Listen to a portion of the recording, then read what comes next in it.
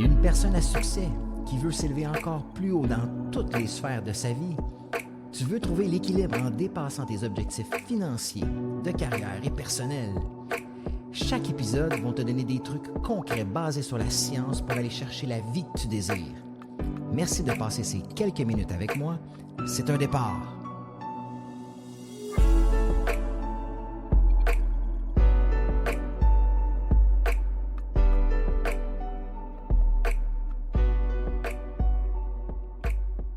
Hey, salut tout le monde, j'espère que vous allez bien. Bienvenue dans un autre épisode du podcast d'Ordinaire à Exceptionnel. Puis aujourd'hui, on s'en va dans des choses sérieuses. La dernière fois, la semaine passée, on a parlé qu'il fallait remplacer un pattern pour pouvoir changer. Aujourd'hui, je vous montre comment faire. C'est quelque chose que j'enseigne dans mon programme. Puis vous allez vraiment comprendre comment on fait pour justement changer un pattern qui nous tire vers le bas. Puis comment on fait pour vraiment le mettre dans sa vie, puis voir des changements concrets. Parce que moi, là, tout ce que je fais dans ce que je fais, c'est pour créer du changement réel.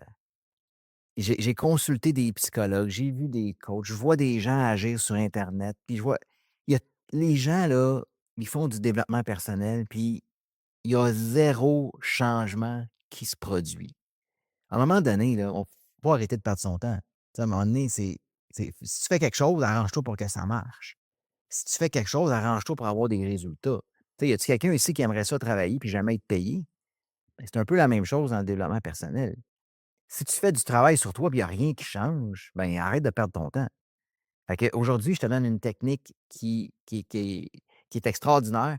En fait, je la connais depuis plusieurs années, cette technique-là, mais la semaine passée, je suis allé dans une formation avec Tony Robbins, puis il en a reparlé de la technique, puis j'avais envie de faire un podcast là-dessus, vous donner un petit spécial d'extra dans le podcast pour vous montrer une technique que j'enseigne dans le programme d'ordinaire exceptionnel, mais qui va pouvoir vous aider si vous êtes capable de le faire toute seule. Évidemment, ça va beaucoup mieux quand on est coaché, ça va beaucoup mieux quand on est encadré, parce que c'est pas la technique est facile à comprendre, mais c'est pas nécessairement facile à faire. C'est comme si je te donne le manuel d'emploi pour devenir un athlète olympique. C'est pas parce que je te donne le manuel d'emploi que tu vas devenir un athlète olympique. À un moment donné, il va falloir que tu te fasses coacher, il va falloir que tu te fasses amener à un autre niveau. Mais c'est un peu le même principe. Je vais te donner l'outil, je vais te donner comment faire, mais ça ne veut pas dire que toute seule, tu vas être capable de le faire. C'est ça la nuance. Les gens, parce que, tu sais, j'ai grandi en faisant du sport, mais j'ai eu des gars qui ont fait du sport. Puis si on donnait juste le manuel d'instruction à la naissance à un enfant, comment jouer dans la Ligue nationale, ben tout le monde irait dans la Ligue nationale. À un moment donné, c'est que c'est ceux qui se font coacher, c'est ceux qui pratiquent, c'est ceux qui se font encadrer, puis qui ont un talent évidemment, mais l'encadrement, le coaching, le support, c'est essentiel. Comme je dis tout le temps, un athlète olympique, c'est le meilleur au monde. Fait que pourquoi il y a à peu près 6 coachs dans son équipe pour le coacher sur chaque aspect? C'est essentiel pour avancer. Même moi, aujourd'hui, je m'en vais dans les formations encore, je me fais coacher.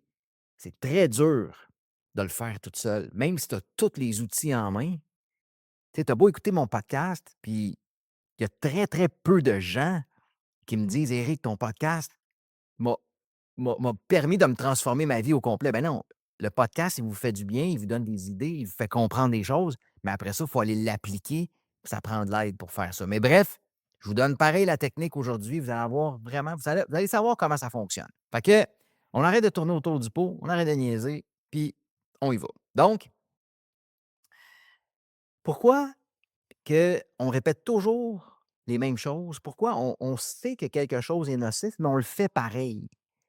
Fait il y a 3 composantes pour changer ça. Un, puis je vais aller en profondeur après, je vais vous les nommer tout d'abord. Un, il faut changer notre histoire qu'on se raconte dans notre tête. 2, il faut créer du levier. Et 3, il faut changer le pattern. Bon, qu'est-ce que ça veut dire tout ça?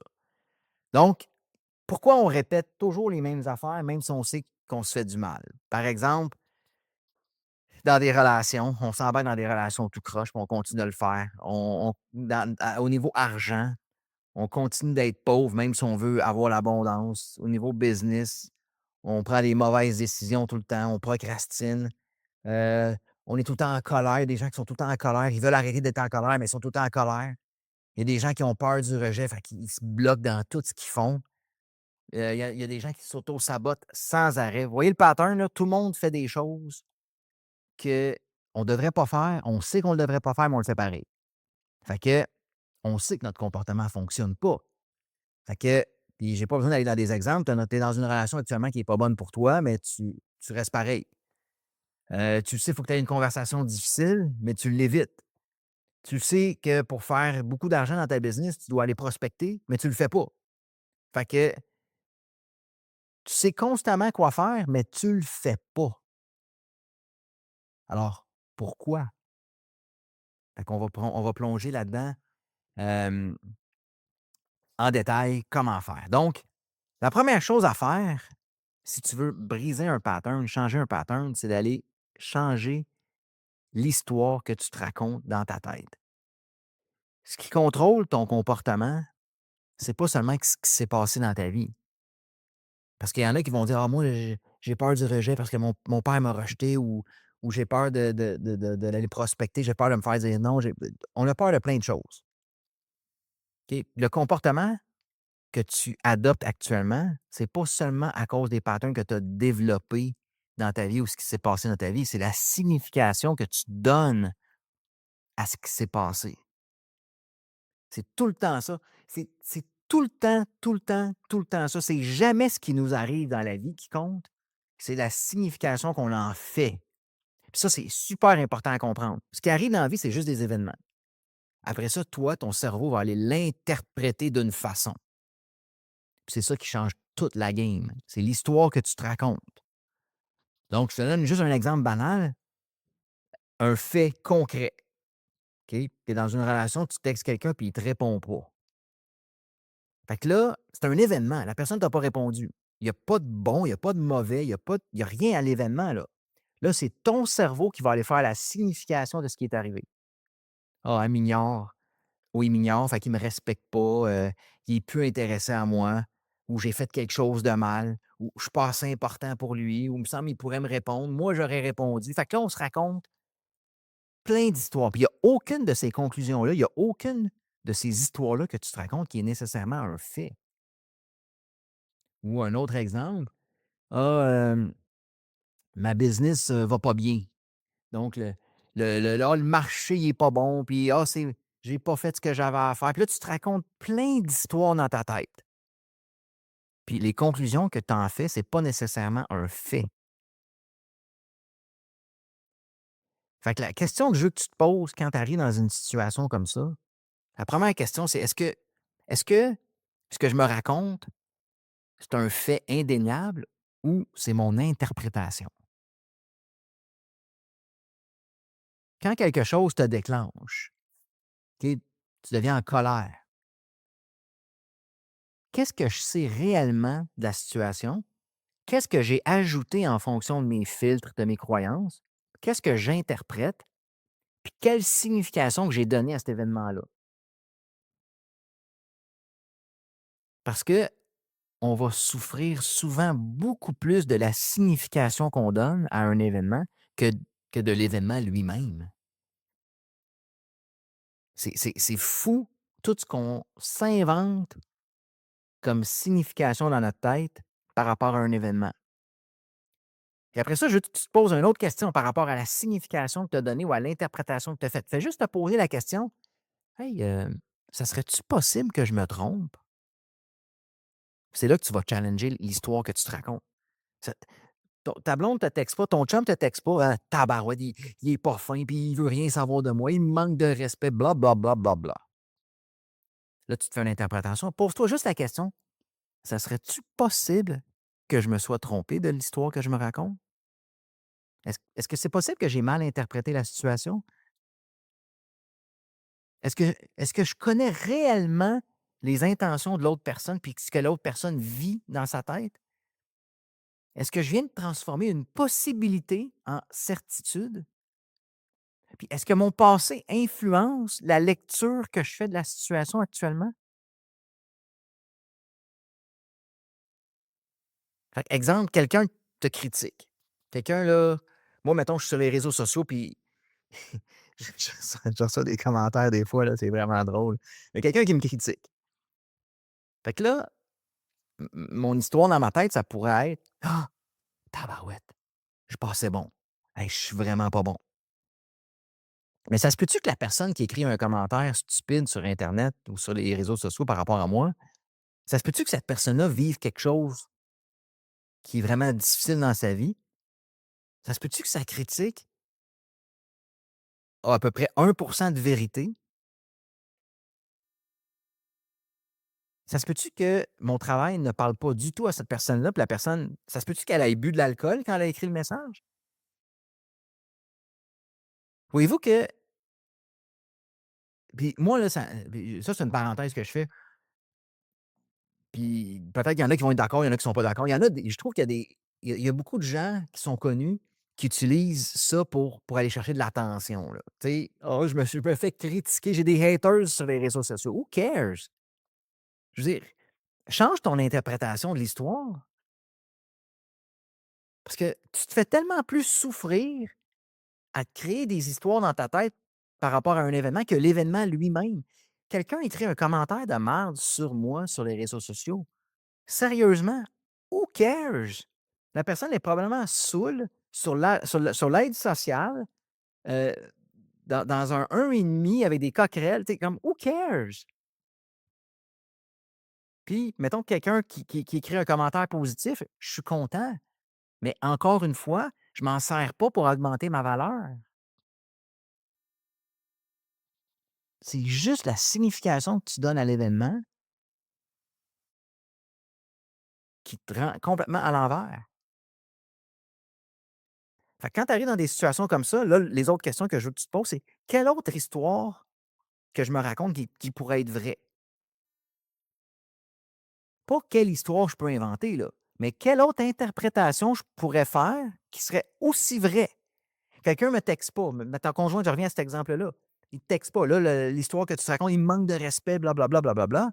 Ça pourrait-tu être: ben, il y a plus de batterie dans son cellulaire, est vraiment occupé.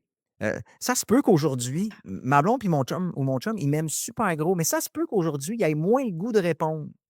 Ça veut-tu dire que la personne n'a pas de considération pour toi? Ça se peut-tu elle soit juste dans sa tête préoccupée par des problèmes professionnels? Tu ça veut pas dire que parce qu'elle ne te répond pas qu'elle t'aime pas. Ça peut être plein d'autres histoires. Elle a peut-être juste pas le goût de te répondre là, mais ça veut pas dire qu'elle t'aime pas. Fait qu'on se raconte plein d'histoires qui fait qu'on se fait souffrir tellement. Fait que le but, c'est de sortir de la certitude de la première interprétation qu'on se fait, qui est nécessairement pas la vérité. Puis d'aller voir, y a-tu d'autres histoires qui pourraient être vraies? Parce que les histoires qu'on se raconte, ils finissent par devenir notre identité. Fait que comment ça se crée réellement? C'est que, en fait, il y a un événement qui se produit, tu donnes une signification, tu génères une émotion, puis après ça, tu génères un comportement, puis tu le répètes, puis il y a un pattern qui se crée, puis ça devient ton identité. Vois-tu comment ça fonctionne? Tu sais, mettons que tu as un échec en business. Il y a 10 ans, tu as eu un échec en business. Ta business a mal fonctionné. Fait que là, tu t'es raconté une histoire que tu es pas bon ou pas bonne en affaires. Fait que le pattern que tu développes, c'est que tu hésites tout le temps à prendre des risques. Tout le temps. Puis là, l'identité que tu as développée, c'est que moi, je ne suis pas un entrepreneur. Je ne suis pas quelqu'un qui réussit en affaires. Même chose en amour. Il y a 10 ans, 15 ans, il y a quelqu'un qui t'a quitté. Tu t'es développé l'histoire. Bon, ben, si cette personne-là m'a quitté, ben, je dois pas être assez. Je dois pas être une bonne personne. Je dois pas être quelqu'un qui est attirant. Ou tes parents t'ont rejeté quand tu étais plus jeune, ou tes parents étaient pas présents. Fait que là, tu te racontes tout le temps l'histoire. Je suis pas assez bon. Fait que là, ce que tu vas développer comme pattern, c'est que tu vas aller constamment chercher de la validation auprès des autres parce que tu as une histoire dans ta tête que tu te racontes que tu es pas assez bon. Fait que tu cherches de la validation partout. Puis, ce que ça fait, c'est que tu crées une identité que tu as besoin d'être tout le temps rassuré. Puis, si tu gossant quelqu'un comme ça, qui a tout le temps, tout le temps, tout le temps, tout le temps besoin d'être rassuré, c'est correct de temps en temps, mais à un moment donné, il faut que tu développes ta propre autonomie affective. Fait que Tu vois-tu comment ça peut créer des problèmes dans tes relations? Juste parce que l'histoire que tu te racontes n'est pas la bonne. Parce que si quelqu'un t'a quitté il y a 20 ans, c'est-tu vrai que tu es pas assez pour quelqu'un d'autre? Pas en tout. Tu pourrais-tu changer l'interprétation que tu en fais que à cette époque-là, la personne qui m'a quitté, ben, c'était juste on n'avait pas les mêmes valeurs. Mais ça change rien sur qui je suis comme personne. C'est pas parce qu'elle m'a quitté il y a 20 ans que je suis rien aujourd'hui. Mais ce qui arrive, c'est ça le piège, c'est que tu développes des patterns en fonction de l'histoire que tu t'es racontée par rapport à un événement qui s'est passé. Fait que fais attention de ne pas transformer un comportement répété en identité permanente. Plus tu répètes quelque chose, plus tu vas rester comme ça. Ça va donner ton identité. Fait que, voyez-vous, les histoires qu'on se raconte, hyper important à en prendre conscience. Puis à les changer, évidemment. Deuxième point, c'est qu'une fois que tu as raconté ton histoire, il faut que tu aies créé du levier. Donc, pourquoi comprendre juste que ce que je viens de te raconter, ça ne suffit pas? Parce que tu peux comprendre, ah, OK, je comprends maintenant pourquoi je suis insécure parce que mes parents m'ont abandonné. Bon, tu le comprends, mais si tu ne changes pas, ça ne change rien, là. Tu peux comprendre qu'en affaires, tu as de la misère en ce moment parce que tu as échoué il y a 10 ans ou tu as vu tes parents faire faillite ou peu importe. Tu comprends d'où ça vient. Mais là, il faut que tu le régler. Fait que c'est quoi le levier? Il faut que tu ailles voir, comprendre, c'est quoi le coût de rester pareil comme ça versus le coût de changer. Parce que changer, ça fait peur. Changer, ça demande de l'inconfort. Mais pas changer, ça a aussi un prix. Je te donne un exemple en affaires. Ben, si tu as des patterns qui te font éviter, qui te font procrastiner,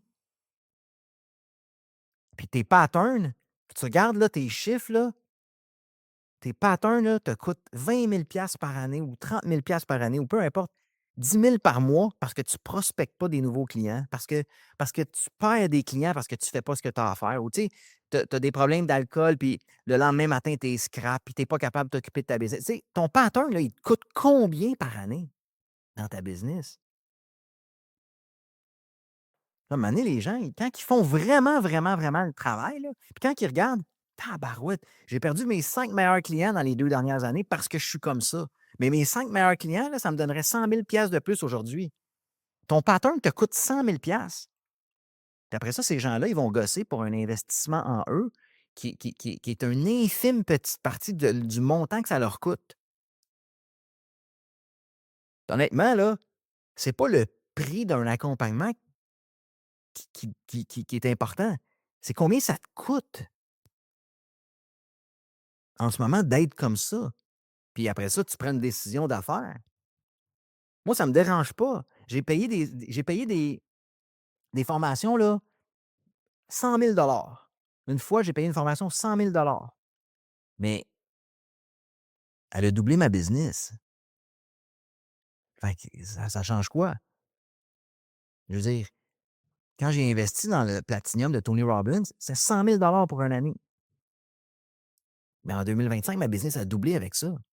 Fait que j'ai pas regardé le 100 000, j'ai regardé qu'est-ce que ça peut me rapporter ou combien ça me coûte en ce moment d'être comme ça, puis qu'est-ce que Tony Robbins peut m'apporter pour changer des patterns que j'ai qui m'empêchent de me propulser. Mais à l'inverse, si je m'en vais investir 1 000 un petit montant sur quelque chose qui me rapporte rien, ça va m'écœurer. Ça va me déranger. Fait que c'est pas le montant comme tel, c'est l'investissement, le retour sur l'investissement. Fait que qu'est-ce que ça te coûte d'être comme ça? Puis c'est la même chose en relation. Puis il y a pas le coût, il est pas toujours juste financier. Tu sais, tu es dans une relation, tu es hyper insécure. Tu es tout le temps en train de stresser que l'autre, il va te tromper, puis tu es tout le temps en train de stresser que peu importe dans ta relation, hey, c'est quoi le coût d'être comme ça, émotionnellement? Tu dors mal, après ça, tu t'entraînes plus, tu es tout le temps stressé, tu es irritable. Hey, ça a un coût énorme, ce pattern-là. Qu'est-ce que ça te coûte dans ta vie émotionnellement? C'est quand la dernière fois que tu as eu du plaisir dans ta vie à cause du pattern? Prends prends conscience, combien de relations ça t'a coûté ton pattern? Combien de conflits que tu génères avec ça? Combien de temps que tu perds? Combien de souffrances que tu vis avec ça? Ou en business, combien d'opportunités que tu perds? Combien d'argent que tu perds?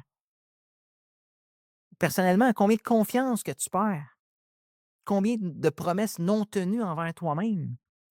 Combien de regrets, avec combien de regrets que tu vis?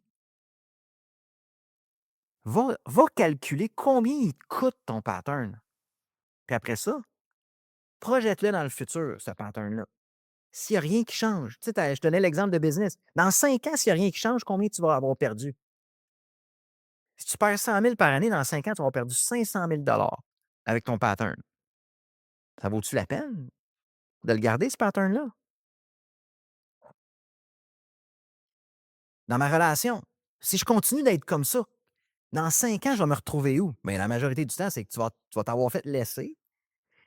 Puis le pire, c'est que ton pattern va créer que tu vas te faire laisser. Puis là, tu vas te raconter une autre histoire que tu es passé bon. Puis là, tu vas. Écoute, c'est une roue sans fin. C'est sans fin, ces patterns-là. Parce que tu génères les comportements, tu génères les résultats avec ton pattern qui fait juste confirmer que tu n'es pas bon. Puis là, c'est l'effet boule de neige. Fait que si tu es un procrastinateur professionnel, qu'est-ce que ça te coûte de procrastiner? Qu'est-ce que tu as perdu en 5 ans de procrastiner? Calcule-les comme il faut. Puis après ça, tu vas créer du levier positif. OK, si je le change, ce pattern-là, qu'est-ce qui va arriver? Si, si j'arrête de procrastiner, si je commence à prospecter dans ma business, combien d'argent supplémentaire je peux faire? Si je deviens beaucoup plus sécure dans ma relation, c'est qu'est-ce que je vais générer dans 1 an si je deviens sécure puis je deviens bien avec moi-même? Qu'est-ce que ça va changer dans ma vie? Comment mes relations vont changer? Comment mes business vont changer? Comment ma confiance va changer? Qu'est-ce que je vais devenir?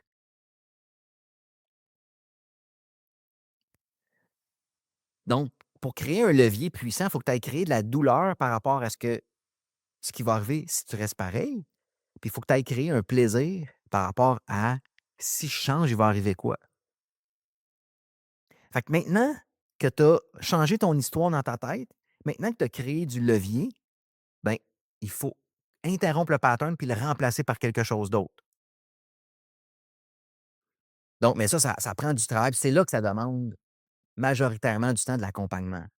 Parce que c'est dur de changer un pattern toute seule. Je vous le dis, le cerveau est extrêmement fort, puis le cerveau va tout faire pour combattre le changement. Fait qu'il va vouloir que vous restiez dans votre chenoute. Fait que c'est pour ça qu'un coach peut vraiment vous aider à voir le pattern, à l'identifier, puis à vous donner des trucs pour l'intégrer. Puis il y a le phénomène d'imputabilité aussi. Quand tu es accompagné par quelqu'un, ben, tu as tendance à vouloir faire les choses un peu plus pour cette personne-là. C'est comme le phénomène d'imputabilité, c'est comme quand on était à l'école. Pourquoi qu'on faisait nos devoirs quand on était jeune? Ben, tu sais, à 8 ans, je faisais pas mes devoirs parce que ça me tentait de faire mes devoirs. Je faisais mes devoirs parce qu'il y avait une conséquence si je les faisais pas. Pourquoi qu'on se brossait les dents quand on était jeune? C'est pas parce qu'on voulait des belles dents, on s'en foutait en avant, là. C'est qu'on avait une conséquence. Nos parents nous chicanaient si on se brossait pas les dents. Fait que c'est un peu la même chose avec un coach, un accompagnement. Si tu fais pas tes exercices, c'est un peu gênant d'aller voir ton coach après et dire: «Hein, j'ai pas fait mes exercices, ça me tentait pas». Tu sais? Fait que le phénomène d'imputabilité fait que tu vas faire les choses beaucoup plus quand tu es accompagné que quand tu es toute seule. La preuve, regarde tout le travail que tu fais sur toi toute seule. Tu es en arrivé où? C'est quoi les résultats que tu as eu à date, toute seule? Ou même si tu consultes aux 2 semaines, veux pas, t'es laissé toute seule après. Tu sais, c'est quoi les résultats concrets que tu as eus? Fait que c'est un pattern de vouloir tout faire toute seule. Puis regarde, c'est quoi les résultats que tu as eus? Fait que on arrive à changer le pattern, ben, il faut le remplacer. Donc, c'est que là, tu vas prendre conscience qu'il y a des triggers dans ta vie, il y a des événements qui arrivent. Tu te racontes une histoire. L'histoire te génère une émotion, te génère un comportement, puis ton comportement te génère un résultat. Fait que pour interrompre le pattern, c'est que quand tu vas avoir des triggers, des événements qui vont arriver, là, il va falloir que tu poses, puis que tu te racontes une nouvelle histoire. Il va falloir que tu apprennes à te raconter des nouvelles histoires par rapport aux événements qui t'arrivent. La nouvelle histoire que tu vas raconter va générer une nouvelle émotion, puis la nouvelle émotion va générer une nouvelle action. Puis c'est ça qui va faire toute la différence. Fait que tu remplaces pas, en fait, tu remplaces le pattern, tu essaies pas juste de l'enlever. Fait que si tu as un événement mettons ton conjoint te dit quelque chose, là, tu te racontes une histoire. «Ah tabarouette, elle m'aime pas, elle me respecte pas». Tu as une émotion de colère, ton comportement, c'est de dire des mots méchants, le résultat, c'est que ça fait un autre conflit. Mais là, ce qu'il va falloir que tu fasses quand ta conjointe ou ton conjoint te dit la même chose, il va falloir que tu changes ton histoire dans ta tête, que tu poses, que tu changes ton histoire. Le changement d'histoire va générer une émotion beaucoup plus calme. Ton comportement va être plus calme et plus poli et plus respectueux. Résultat, tu vas éviter les conflits. Tu vois-tu comment ça fonctionne? Fait que l'idée, c'est pas de dire: «Ah si, faut que j'arrête d'être en colère, faut que j'arrête d'être en colère, faut que j'arrête d'être en colère». Ça marche pas. Essayer d'enlever un pattern, ça ne marche pas. «Je suis en colère, je suis en colère, faut que j'arrête, faut que j'arrête, faut que j'arrête, faut que j'arrête». Non, faut que tu changes ton histoire dans ta tête. L'histoire que tu vas changer dans ta tête va créer une nouvelle émotion, automatiquement. Tes pensées créent tes émotions. Puis ta nouvelle émotion, automatiquement, va créer un nouveau comportement. Si tu as une émotion de calme ou de compassion, tu n'iras pas commencer à lancer des assiettes puis à envoyer promener tout le monde. Tu vas être beaucoup plus calme. Puis le résultat va faire que si tu es plus calme, inévitablement, il va y avoir moins de conflits. Fait que ce que je viens de t'expliquer, tu le fais dans n'importe quoi que tu vas faire. Tu procrastines, heu, tu prospectes pas tes peu importe le pattern que tu as. Peu importe le pattern que tu as, c'est la façon de changer. Fait que vois-tu, c'est facile à faire, mais ça demande de l'entraînement, puis ça demande de l'accompagnement. Puis une fois que ton nouveau pattern a a été créé, ben là, faut que tu le répètes, faut que tu le pratiques. C'est pas une seule fois. Bon, ben, mon conjoint me dit quelque chose. J'ai changé mon histoire hier. OK, mais là, il faut que tu le fasses demain, après-demain, après-demain, puis après-demain, puis après-demain, puis après-demain. Là, à un moment donné, il faut que tu répètes ce pattern-là jusqu'à ce qu'il soit automatisé. Parce que dis-toi que ton cerveau connaît le pattern actuel depuis 10, 15, 20 ans, 40 ans, 50 ans. Fait qu'au début, l'ancien comportement, il semble toujours plus facile, plus naturel. Puis le nouveau, il va sembler forcé parce que ça va être forcé pour toi d'être calme dans une situation où tu étais toujours en colère. Puis c'est normal. C'est la répétition qui finit par inverser tout ça. Puis à un moment donné, l'ancien comportement va devenir beaucoup moins automatique, puis le nouveau comportement va devenir beaucoup plus automatique. Fait que, voyez-vous, le modèle complet, c'est pas compliqué. Faut que tu te racontes des histoires différentes. Il faut que tu utilises le levier que je t'ai montré, puis il faut que tu changes le pattern. Puis ça, tu fais ça. C'est ça un entraînement de ton cerveau. C'est ça de la reprogrammation de ton cerveau. C'est pas compliqué, mais il faut le faire. Fait que quand il y a beaucoup de choses à changer dans ta vie, ben, tu es aussi bien de le faire dans une structure, de le faire dans un accompagnement. C'est ça le programme. En fait, c'est ça le programme d'ordinaire exceptionnel. C'est qu'on travaille tous tes patterns, toute ta vie dans un programme. Fait que tu es pas obligé de le faire individuellement. Tout, je veux dire, parce que quand tu commences à changer ta façon de penser, ton identité, tout est relié ensemble. Fait que tout change en même temps parce que tu changes ton identité totale. Fait que si c'est quelque chose qui te parle, tu es écœuré de vivre les mêmes patterns tout le temps, tout le temps, tout le temps, ben, prends un appel avec nous. En fait, change ton pattern d'être dans le statu quo, puis de rien faire, puis de vivre dans ta chenoute sans arrêt, puis prends un appel avec nous, puis on va regarder si on peut t'aider. Parce qu'on ne peut pas aider tout le monde, évidemment. Il y en a qui ne sont pas coachables, il y en a qui ne veulent rien savoir, il y en a qui se trouvent des excuses, on ne peut rien faire pour eux autres. Il y en a qui fuient, il y en a qui évitent, il y en a qui ne veulent pas changer, il y en a qui aiment leur chenoute, il y en a qui. Il y en a qui sont accros à leur chenoute, là. Fait que, tu sais, c'est pas tout le monde qui peut changer, mais au moins prends un appel pour voir si on peut t'aider. Puis si on peut pas t'aider, on va te le dire direct. On fait pas perdre le temps à personne parce que notre temps est précieux, ton temps est précieux, le temps à tout le monde est précieux. Fait que, mais si tu as pas 15 minutes pour voir si on peut t'aider, ben si tu ne vaux pas 15 minutes, qu'est-ce que tu vaux? Donc prends un appel, on attend ça, on est prêt à t'aider, puis si on peut pas t'aider, on va te le dire. Puis sinon, prends des notes sur ce que je viens d'enseigner aujourd'hui, puis essaie de l'appliquer toi-même dans ta vie, mais tu vas voir, c'est extrêmement difficile. Mais tu es capable. Si tu veux, tu es capable.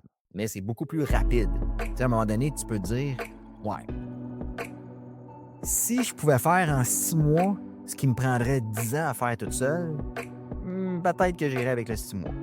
Fait que ta décision, on t'attend. Sinon, on se reparle la semaine prochaine dans un autre podcast d'Ordinaire Exceptionnel. All right? Ciao la gang, à bientôt!